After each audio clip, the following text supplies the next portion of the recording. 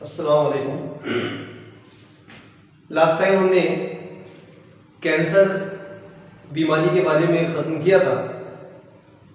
आज हम देखने जा रहे हैं और पढ़ाई करने जा रहे हैं the next and the last disease according to your syllabus, और इसको कहा जाता है एड्स।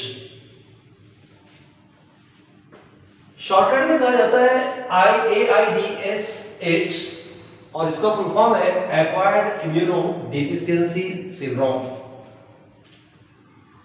एक ऐसी बीमारी जिसका अभी तक का मेडिकल साइंस ने कोई इलाज नहीं ढूंढा। पूरे दुनिया में ये बीमारी आग की तरह फैल चुकी है और फेटल बीमारी है। एक बार अगर किसी को हो जाए तो इस बीमारी से मौत ही छुटकारा है, because there is no any medicine available today which cure the AIDS or AIDS patient. When the person is suffering the AIDS, death is the only rescue, and that is why epidemiologist जो माहिर होती है epidemic diseases के या infectious diseases के, तो according to epidemiologist the AIDS is called the modern plague. It is also referred as slim disease. AIDS को slim disease भी कहा जाता है, मॉडर्न प्लेग भी कहा जाता है, एड्स भी कहा जाता है। It is also called weight wasting disease और सिंड्रोम। तो एड्स एक ऐसी बीमारी है जो एक्वायर्ड होती है, एंड यू नो एक्वायर्ड कहा जाता है the disease which occur after the birth. तो ये जिंदगी में कभी भी हो सकती है, एक्वायर्ड है। कैसे एक्वायर्ड होती है? तो इसका फॉर्म है एक्वायर्ड इम्यूनो डेफिशिएंसी सिंड्रोम, यानी ऐसी बीमारी जो हमारे या जिसको हो जाए उसके इम्यूनिटी सिस्टम में कमी आने की वजह से, डेफिशिएंसी की वजह से लाग होती है या कॉजेज होती है, and that's why it is called acquired immuno deficiency syndrome. Syndrome का मतलब होता है the group of the diseases. ये इतनी अनेक बीमारियों का ग्रुप है, एक एक कर करके बहुत सारी बीमारियां इंसान को हो जाते हैं उसके इम्यूनिटी सिस्टम में अगर कमी आ जाए तो, और हर एक बीमारी अपना घर कर देती है और ये बीमारी के कारण इट कॉजेज द डेथ। और जो बीमारी होती है वो क्योर नहीं होती है, even though it is a viral disease. ये बीमारी वायरस के इंफेक्शन से होती है। The disease is called viral disease. It causes by the infections of HIV। इसका फुल फॉर्म है humans immunodeficiency, humans immunodeficiency virus. Shortcut में इसको HIV नाम दिया है according to the virus nomenclature committee. ये वायरस को retrovirus भी कहा जाता है, it is also called retrovirus.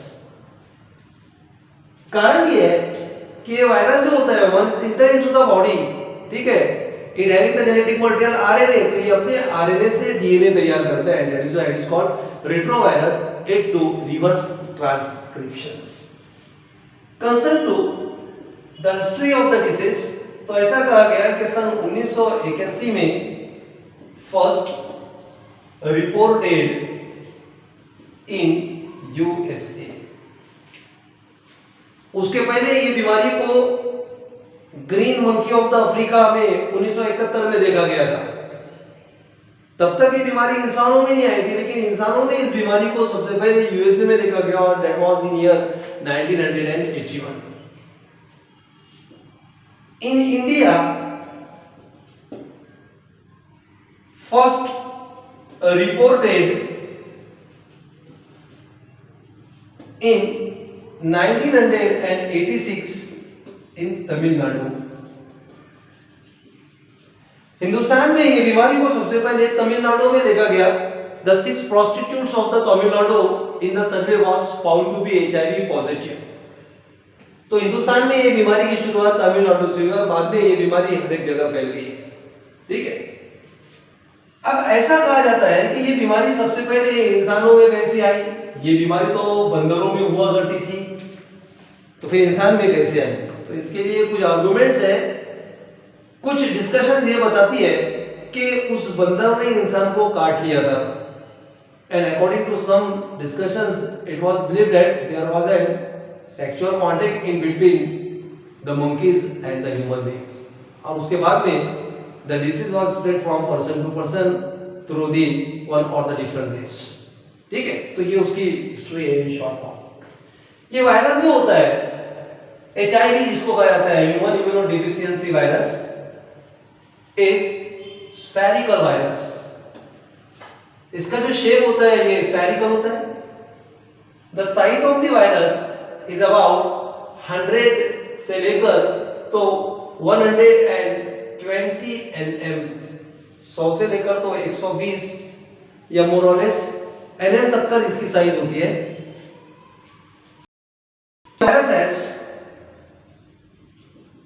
The virus has single stranded two molecules या two single stranded RNA as a genetic material।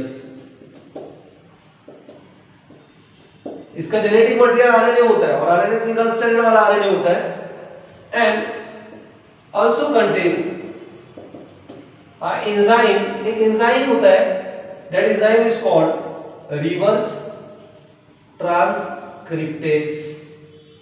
ये एंजाइम के वजह से ही ये वायरस जो होता है it can do the reverse transcription, यानी इसके आरएनए से ये डीएनए में तब्दील हो जाता है।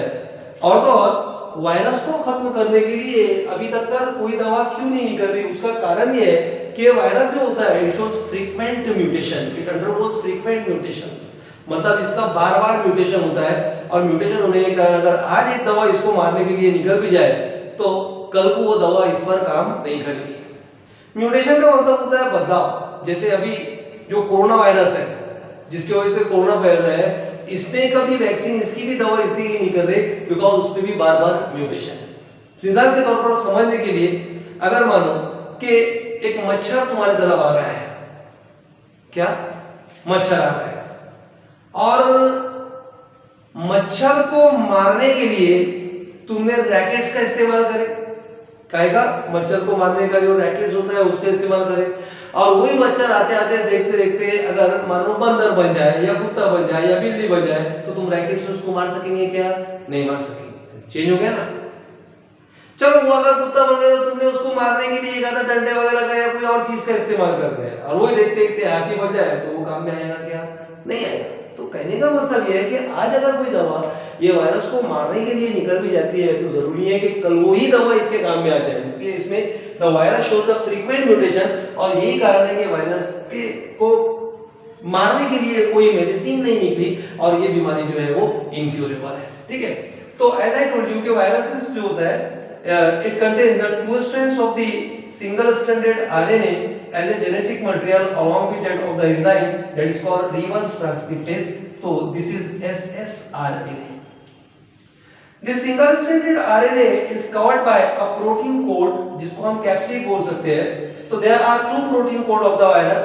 जो inner protein coat होता है वायरस का ये कहलाता है P24 and a protein 24, and this protein 24 is surrounded by the another coat of the protein, another layers of the protein, and this protein is called, इसको कहा जाता है, this is called P17। ये protein 17 के layer के ऊपर there is another layer of the glycoprotein, it is a multi-coated virus, और ये ग्लाइकोप्रोटीन की जो लेयर में जो ग्लाइकोप्रोटीन होता है ये कहलाता है GP120। क्या? GP120 ग्लाइकोप्रोटीन 20, और ये ग्लाइकोप्रोटीन 20 जो होता है it bear spine like projections जिनको स्पाइक कहा जाता है, which having the molecular weight 40, तो इसको कहा जाता है GP40। तो this is about the structure of the virus जिसको HIV कहा जाता है। मल्टी कोटेड वायरस होता है जिसमें जेनेटिक मटेरियल सिंगल स्ट्रैंडेड होता है, लेकिन दो मॉलिक्यूल होते हैं RNA के, और इसके अलावा it contain the enzyme is called, क्या बताया एंजाइम का नाम? The enzyme is called reverse transcriptase. और यही एंजाइम की वजह से द वायरस जो होता है it converted RNA into the DNA. ठीक है, देन इसके बाद में आगे हम देखते हैं द सोर्सेस ऑफ वायरस और उसके बाद में द मोड ऑफ ट्रांसमिशंस। तो sources of virus in the sense HIV. अब सोर्सेस में तो ये कोई दुकान पे मिलने वाला वायरस नहीं है, patient is the main source है, इन्फेक्टेड पर्सन, लेकिन उसके कहां पे रहता है? तो दिस वायरस प्रेजेंट इन एक blood of infected person, it is present in saliva small quantity, tears,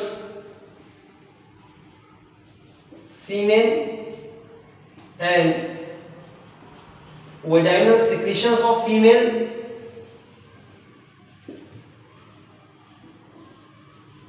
breast milk। तो ब्लड में, सलाइवा में, टीयर में, सीमेन में, ब्रेस्ट मिल्क में, as well as CSF, this is called cerebrospinal fluid of the infected person, यहां पर भी रहता है।